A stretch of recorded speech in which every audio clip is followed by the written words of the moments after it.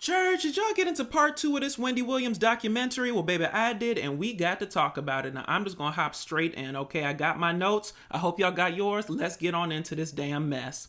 So the first thing I want to talk about, y'all, is death by 1,000 cuts, okay? And this is something I wanted to talk about in part 1. I just didn't get the chance. And when I say death by 1,000 cuts, I don't mean death in the physical sense. I mean more so death in the emotional sense, all right? So you're in what you think is a loving marriage with your husband, all right? And everything is going okay. Then you find out that he's cheating on you. Now, you had infidelity issues with him in the past, but you thought you'd gotten past them, and you had 2 simple rules, okay?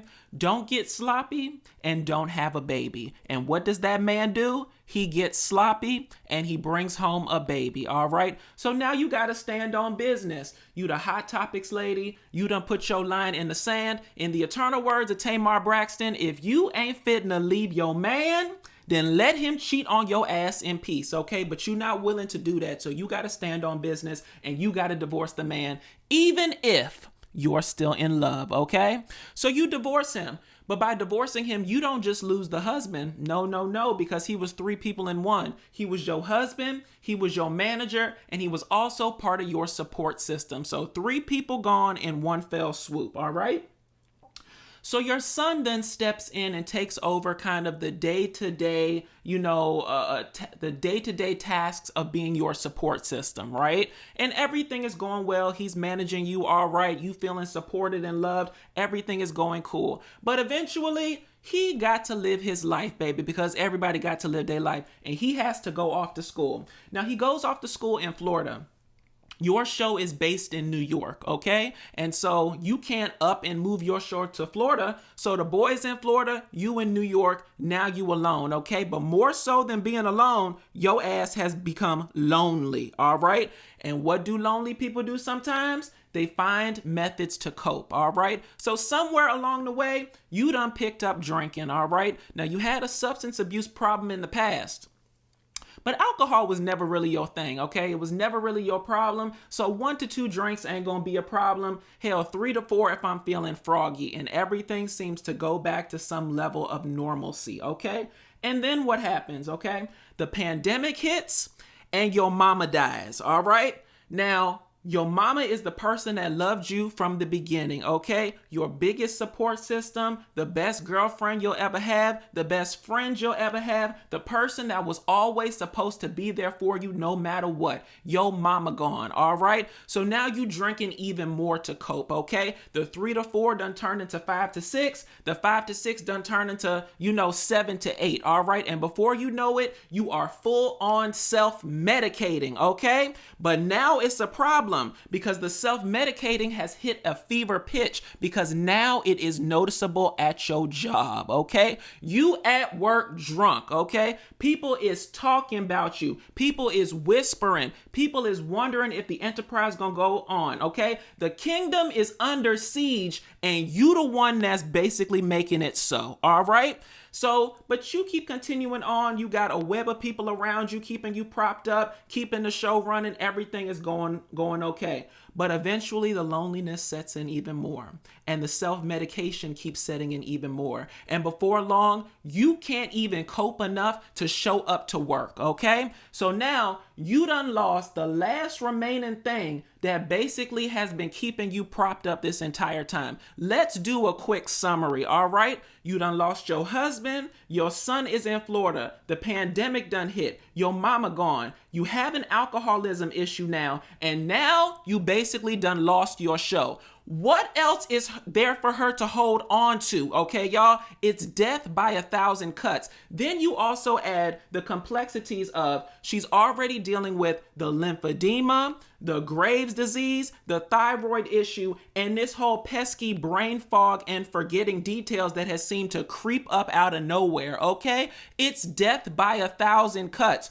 Who can I run to when I need love, honey? She did not have anybody to run to. The woman was alone, okay? And look, I don't want to hear the nonsense about how this is her karma, okay? Yeah, she made her bones talking about people. Yeah, she wasn't always as tactful as she could be, okay? But there is nobody on the face of this earth that deserves everything that done happened to that lady in this short amount of time period, okay? It's more than anybody, more than any one person should bear, okay? And it was all on her shoulders. Yes, part of it may have been, her doing, okay? And part of it may have been, her seeing seeds of stuff that she didn't pay attention to and maybe didn't, address at the time. But everything just seemed to snowball at once and create the situation that we're in right now, okay? So death by 1,000 cuts. Now let's move on to the actual documentary and let's talk about Alex, right? So it basically starts this second part with Alex trying to talk to Wendy at the apartment. And so, as I see it, y'all, Alex is a real one. Between Alex and her mama Wanda, I don't know who's more deserving of being the damn guardian, okay? They both are level-headed, they both are calm, cool, and collected, and they both seem to have Wendy's, best interest at heart. And when Alex got that Sean lady all the way together, I was so proud of her, okay? Because she literally said it like she meant it. The hallmark of family, and hell, the hallmark of a good person in your life, just in general, is somebody that does not tell you what you want to hear. They tell you what you need to hear, okay? And it was just interesting in watching it how Alex was talking about how when she grew up with her Aunt Wendy always said it like she meant it, taught her the business, taught her to see through the BS, okay? And it's literally like Alex is putting these lessons into practice, unfortunately, this time it's to aid in the protection of her Aunt Wendy, okay? The only thing that I had a problem with in that scene is that I just wish Alex would have directly gotten Sean all the way together. Why are you here in the midst of me, talking to my aunt? Why are you kind of sitting in the middle of our conversation? I wish she would have been more direct, but that's the difference between an Alex and a Wendy, honey. Wendy would have got that lady together right on spot. Alex excused herself, talked to the production team, and said that this lady needs to basically go, okay? So, the end result is the same, but the methodology is a little bit different. And hell, everybody can't, approach every situation like Wendy, and sometimes maybe a little bit of tact is necessary, right? So Wendy basically hops on a plane with Sean and goes to a surprise trip to LA for the new show. She tries to meet with NBC Universal. So Will ends up looking stupid because he's supposed to be the manager, okay? How are you the manager and your client, basically unbeknownst to you, hops on a plane, takes the PR lady, and she's basically in LA trying to shop around for a new show? And Will was completely right. Because had she been in her right mind, she would have realized that when you are trying to do these big dollar deals, it's not you that's basically selling the show. It's your intermediaries, okay? The agents, the managers, the people that you pay to act on your behalf, okay? So you literally hopping on a plane to go meet with NBC Universal by yourself literally just shows the psychosis of what's going on, right? So Will ends up looking stupid because he, doesn't have control of his client, and Sean is an enabler, right? Now let's just talk about this whole situation just in terms of people being out of their breadth of expertise, right? Because that's what I noticed in watching it. You got Will, the manager, who's actually a jeweler, right? So you got the jeweler who's trying to be a manager. You got the PR lady that's basically, done bamboozled Wendy into thinking that she know finance. And in a weird way, did y'all kind of catch how she was trying to angle to be Wendy's new manager? It's like everybody is kind of out for themselves and nobody is out for Wendy, okay? The jeweler's trying to be the manager, the PR lady's trying to be the finance person and the manager. Everybody's angling for themselves, nobody's angling for Wendy, all right? So while they're in LA, Wendy is basically standing on her star at the Hollywood Walk of Fame and at restaurants needing to be noticed, all right? That just shows you just the level of psychosis, the level of, it's kind of like dopamine for the brain. She feeds off of the love for other people. She's not getting that in New York. There is no show. The podcast is not materializing. Her family is in Florida, right? She's not feeling the love from the people that are around her. So she basically stands on the star in the middle of the damn Hollywood Walk of Fame street, kind of prodding people to notice her. Notice me. I am here. Give me love. Have you seen the Wendy Williams show? Do you realize that I'm Wendy? Give me support. Give me love. It's almost like she's a junkie in need of a hit, right? And the hit that she needed was of love. It was a really sad thing to see with her just basically, standing there just at the Walk of Fame thing, and also at the Hollywood Star, and also at the restaurant asking, the waitress, have you watched the Wendy Williams show? Do you realize that I'm Wendy? Just the psychosis of it was kind of hard to bear, right? So let's talk about the constant disappointment.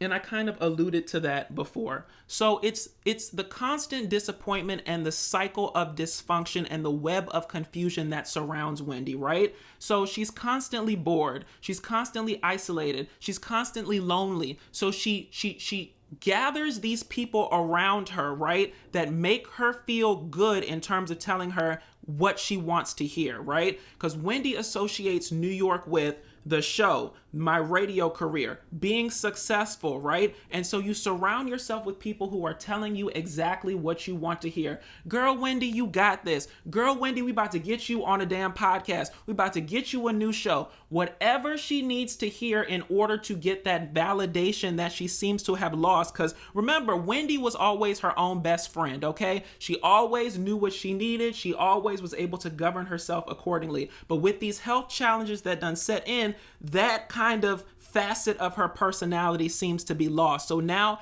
I need the external validation, all right? So I'm in New York, I'm bored, I'm isolated, I'm lonely, okay? There's nobody here that actually truly loves me. Everybody that's surrounding me is on payroll, okay? And they're telling me what I want to hear. However, even though I'm paying all of these people, nobody is delivering, okay? There is no podcast. There is no TV show.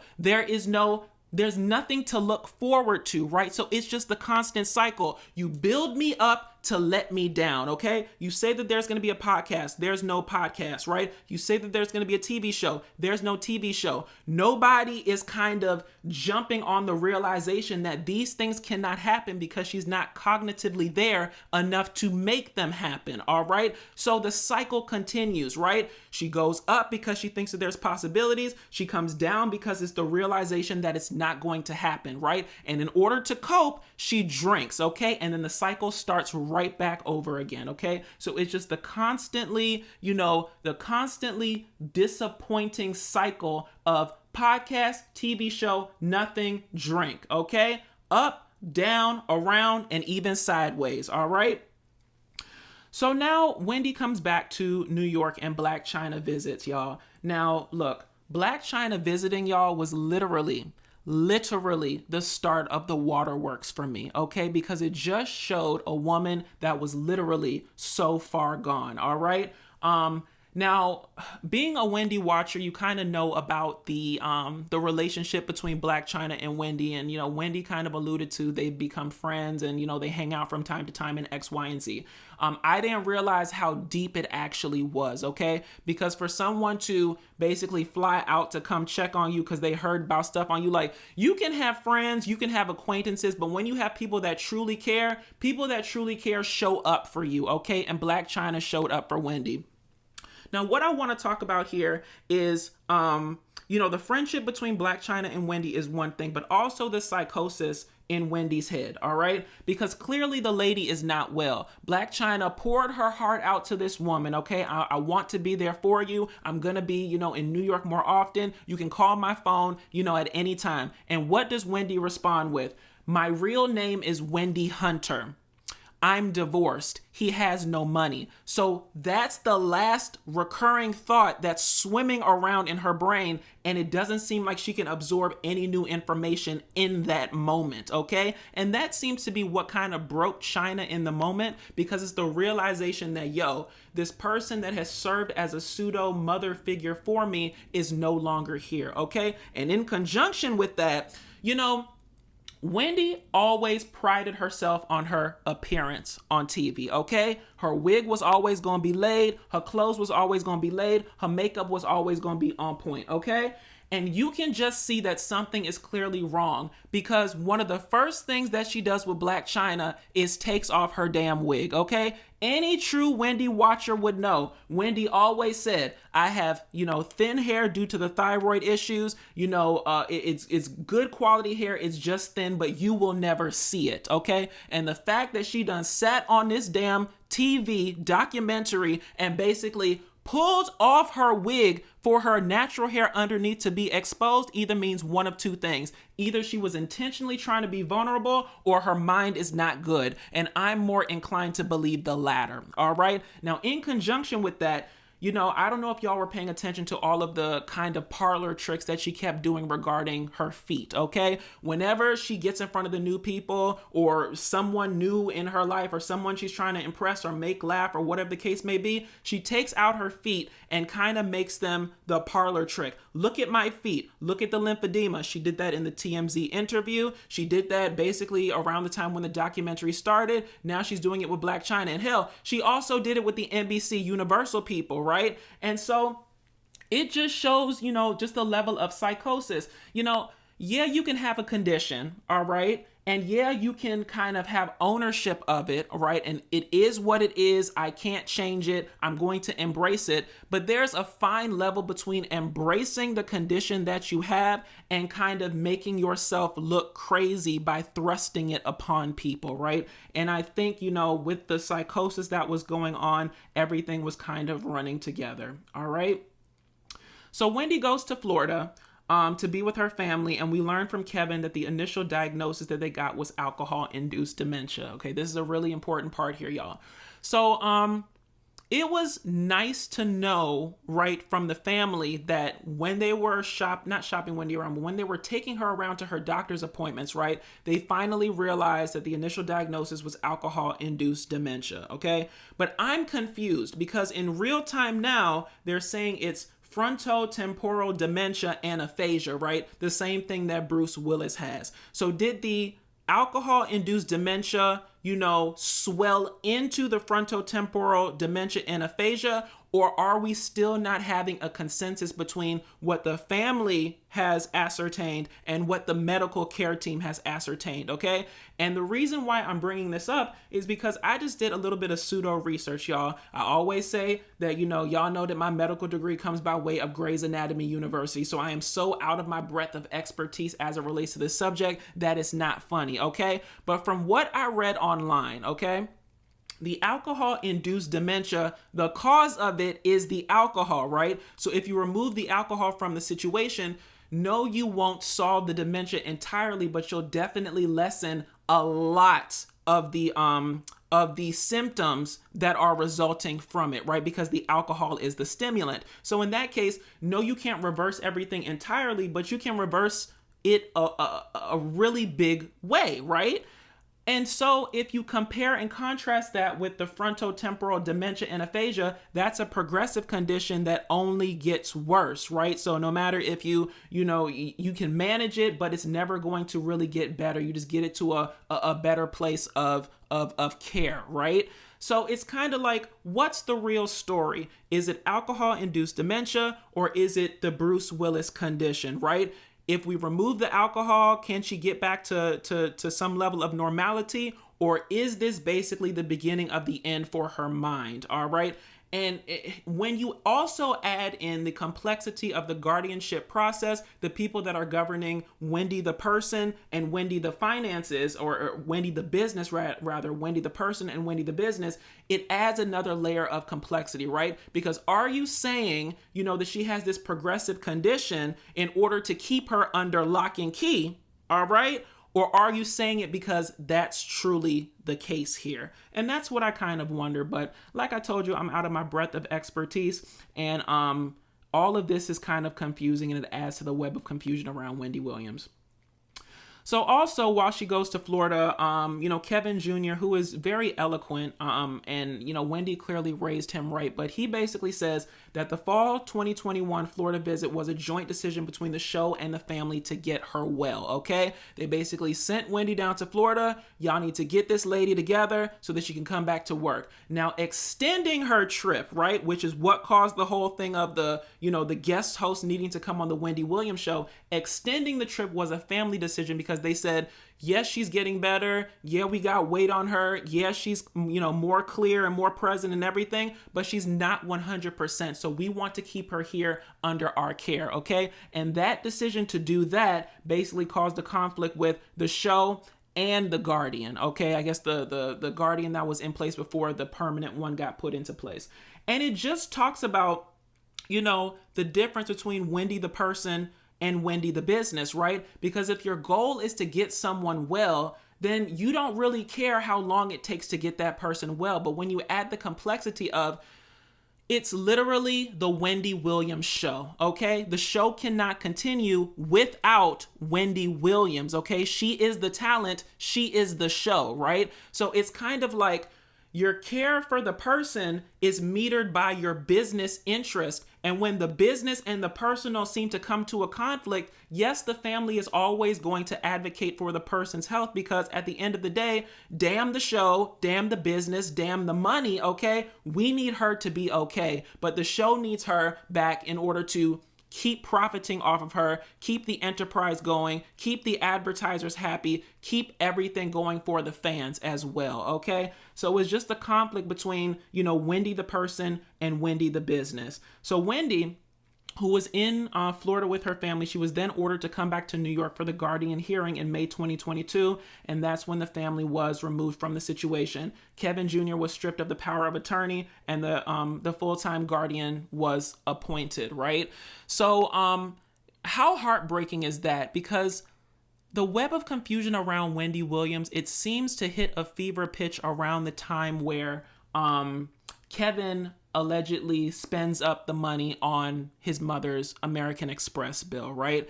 And from the outside looking in, it really does look like the court and the bank used that kind of instance as the impetus to lock the family out of the decision-making process. And it's really weird because, like I said, it's the conflict of Wendy the person and Wendy the business. Because look, the show ends up getting canceled, right? So if the show ends up getting canceled and Wendy the business is no longer in the forefront, right? Wendy the business is not making money. It's just the person, right? So if the business portion's not working and all you still have to govern is the person, then isn't that the most important piece? And shouldn't you put her with the people that literally foster a better development of her mind? It's like when she goes down to Florida, she gets more weight on her, she seems healthier, her mind is clear, everything is going well. You move her back to New York for the podcast that's not coming, the new show that can't be shot because she's not there, and then you basically surround her with all of these yes people that are taking from her, and then everything deteriorates, right? So even if Wendy the business is not working, if you're in charge of Wendy the person and Wendy the business, and the business is not working, why aren't you advocating for the true benefits of Wendy the person, right? Because yeah, Kevin spent up the money on the Amex. Was it under Wendy's directive? Maybe we will never know. But the thing about it is this, with all the bad, he still did a ton of good. He was there when she needed to be taken to the hospital for the 2 blood transfusions. He's basically responsible for, when she was in Florida, no alcohol, no substances. All you're going to have is, vegan food and family love, and he gets her to a better state of occurrence. So even if Kevin can't be the person that's, her guardian or the person that's taking care of her or the person that's power of attorney, it just seems like there was a concerted effort to remove the family by using Kevin as kind of the launching point for that, right? And I hope all of that I said just made sense, y'all, right? So, look, Kevin and Travis have an awkward lunch with Wendy.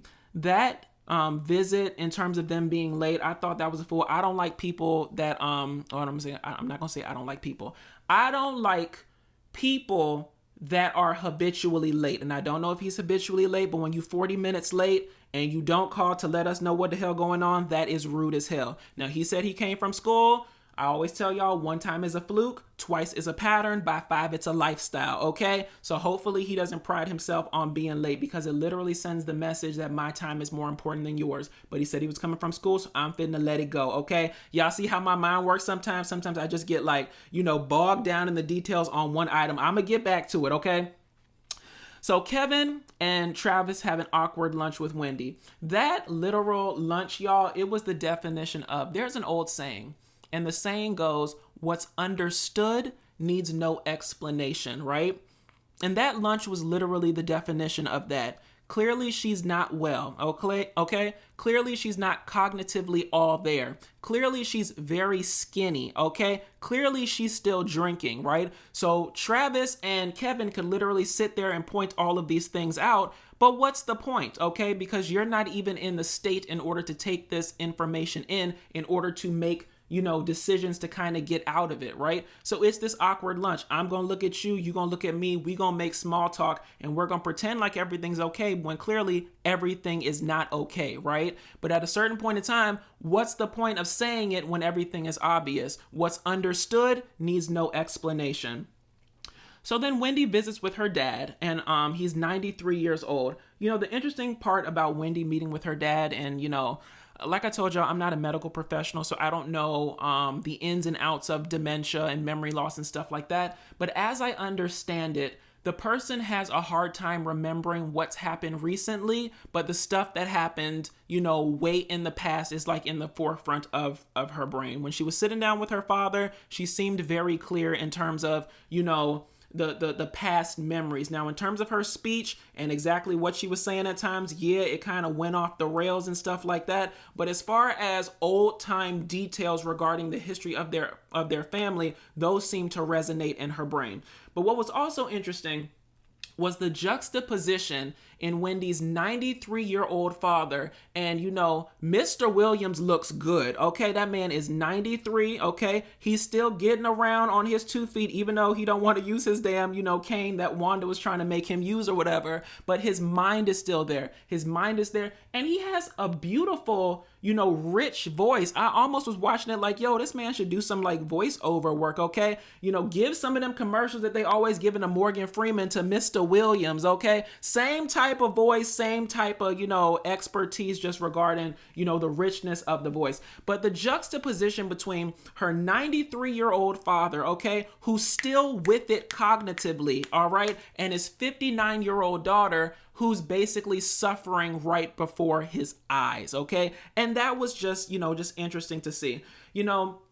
Mental health is so important. Mental wealth is so important, because once you lose your mind, you've lost everything. You go from being independent to being a dependent, okay? And y'all may laugh, but one of my regular prayers with, baby Jesus above, okay, is I want to live to the age of 99. I pray this every night. 99, good skin, good health, good mind, okay? Because if you have them things, you usually good to go, all right? 99, you done lived a full life. I'm not going to say 100 because I don't want to be too greedy, okay? Good skin, because this is the first thing people see. Good health, okay? Because that feeds into the overall well-being. And good mind, okay? Because if you are still sharp, you can converse with people, you can remember details, you are in control of you as the person, okay? So that's my prayer. And maybe y'all should pray that too, because I'm a firm believer in, not telling the universe what you want, but putting out the expectations that you want, okay? I think it's very important.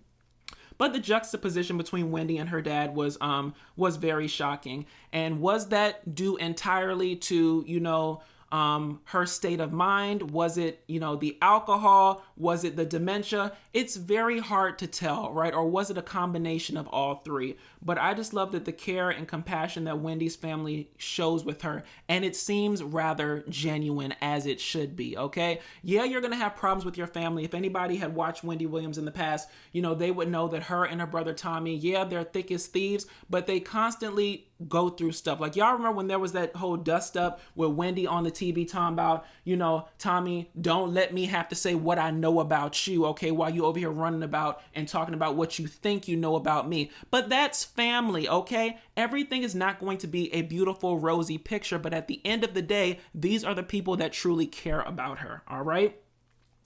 So after, the visit, Kevin, her son, asks Wendy to stay in Florida. She insists on coming back to New York City, but then says she's lonely. Now, the filming stopped in April 2023 due to her well-being. It basically hit a fever pitch when she was locked in the apartment, surrounded by alcohol and drinking, and she was admitted as an inpatient at a medical facility, unbeknownst to her family, right? So that's a lot to unpack. And it's just the cycle of psychosis that I was talking about before. It's I constantly need to get back to New York, okay? Because New York represents success. New York represents, when my life was going well. New York represents when I was at the forefront of everybody's mind, right? So if I can reconquer New York, as Wendy always says, I'll show them, okay? And that's what keeps going on. It's the constant, cycle. So you go back to New York, you let these yes people build you up, okay? Give you fantasies and pageantries, and delusions, as I always say, okay? Podcast, new TV show, XYZ. You get let down because it doesn't happen, all right? You start drinking to cope, and then they basically have to put you back together, and the cycle continues. Well, eventually, look, in the eternal words of Meredith's mama from Grey's Anatomy, the carousel never stops turning, Meredith, okay? And those are extremely true words, because the carousel never stops turning.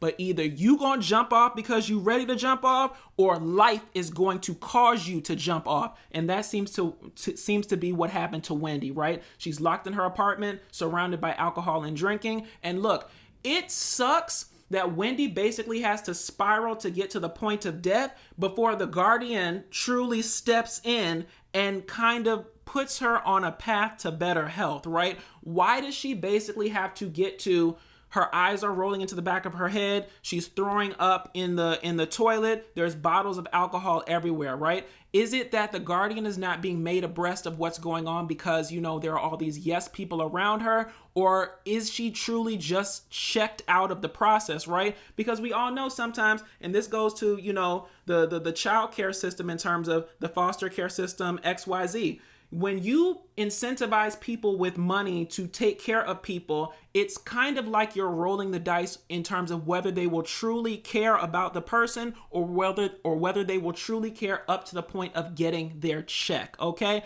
And, I have to say allegedly here, because I don't know the ins and outs of the system, and I also don't know the ins and outs of Wendy's relationship with her guardian, but from the outside looking in, it looks like a very removed process where you got all of these intermediaries that are being paid to basically care for Wendy, and they try to keep everything together. They try to keep everything, running smoothly. And then when things hit a fever pitch, the Guardian is kind of notified of exactly what's going on, and then she has to step in, right? So if that's the case, then I understand in terms of the circumstance, but it kind of looks like the guardianship process is like a hands-off process where people are benefiting from this person's money, right? Like, you're literally holding this person captive with their money, and whether you're actually making a significant change in their life to get them better is kind of up for discussion, right? So now, y'all, let's talk about the guardianship system being broken, and this is the entrance of Wendy's sister Wanda. Now, the thing about Wanda and Alex is that they don't play when it comes to Wendy, and nor should they, okay? Wanda is Alex's mom, and clearly she raised her right, okay? Wanda says it like she means it as well. And you can tell from this documentary, the people in Wendy's life, these are not TV people. These are not people that are just here for the cameras, the glitz, the glam, what they can get from Wendy, okay? The only person among them that's media trained is Alex, right? Because Alex is a newscaster, right? So she's very professional. She says things like, she means it. She packages things very nice. She has a lot of tact, okay? And side note, when she was on The View, y'all, Google schmoogle and see when she was on The View, I think she would actually make an excellent addition to that show. And if not that show, something, along those lines, okay? Because I'm not saying that being a newscaster is, a bad thing to be or whatever, but I honestly see her doing more, okay? And that's just a side thought I have, right? But, between Wanda and Alex, I told y'all, I don't know who's more capable of being Wendy's guardian, because they're both excellent at, documenting what they see, saying it like they mean it, and really advocating for Wendy's health in the capacity that they can, while competing with the banks, the courts, and the system that seems to be governing Wendy the person and Wendy the business, okay? Now, according to Wanda, we learned that the family was consulted about Wendy's behavior and what she needs. Wanda was asked if she was willing to be the guardian. She said yes. And once they got all the information they needed in terms of the fact-finding mission, the wall came down and silence ensued as the family was locked out, okay? And that's what I told y'all before. It seems like they used Kevin Jr.'s spending of the American Express bill as the impetus to lock the family out. And it was kind of like an added detail or an added backup for Kevin's story when Wanda kind of gave credence to it as well, right? But the guardianship was supposed to help, but they left Wendy spiraling and left to her own devices. And like I told y'all before, it just seems like Wendy is better off in Florida with her family, okay? When she's in Florida, she's healthy, she's vegan, her speech seems to be improving, as far as the small clip they showed us in fall 2021. She seemed like the real Wendy in Florida. Whenever you kind of remove her from Florida and move her to New York, everything seems to go downhill. Now, I understand, right? The person is the guardian. They are not the be all and end all regarding Wendy, which is why, earlier she was able to hop on a flight to LA unbeknownst to the manager and the guardian, right? So there's not somebody there with her 24 hours a day. But clearly, if Wendy the business is not working and Wendy the person is the priority, she seems to be doing the best in Florida with her family, right? So even if we cannot get the guardianship removed in terms of the external person, I don't understand why she can't just be moved down in Florida under care of her family with the guardianship still in place. There's no business to be taken care of. There's no podcast. There's no TV show. There is no prospects. So at this point in time, what we are trying to do is get Wendy the person back together.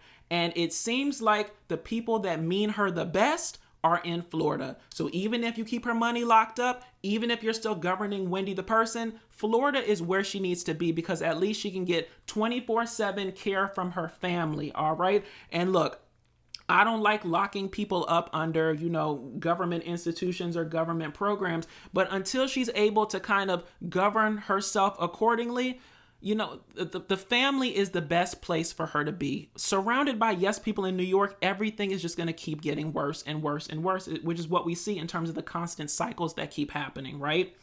Now, towards the end of the documentary, it seems that Wendy is getting better. She still hasn't seen her family, but she's talking about being done with the career and moving to Florida full-time with her family, right?